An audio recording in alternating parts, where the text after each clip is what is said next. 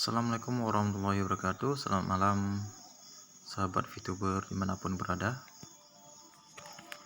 Pada hari ini kita sudah disarankan untuk mengupdate VTube 2.0.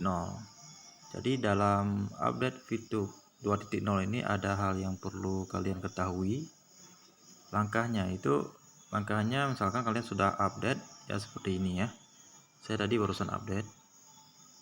Jadi pas kalian buka, nah di sini ada diminta umur. Jadi umur kalian tuh harus kalian tulis sesuai dengan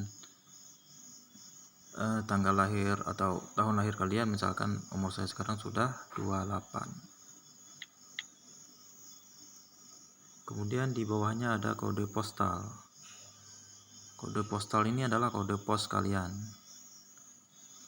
Dan saya tinggal di Nagan Raya Aceh, jadi kode postal saya itu adalah 23661. Jadi ini kode pos kalian ya.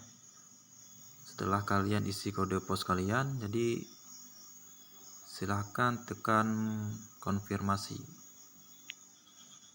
Nah, setelah kalian tekan konfirmasi tadi, maka tampilan VTube terbaru kalian akan muncul.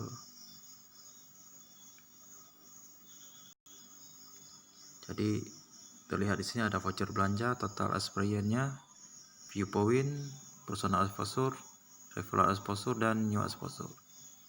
Jadi sekian saja penjelasan dari saya. Mohon maaf bila ada kekurangan. Assalamualaikum warahmatullahi wabarakatuh.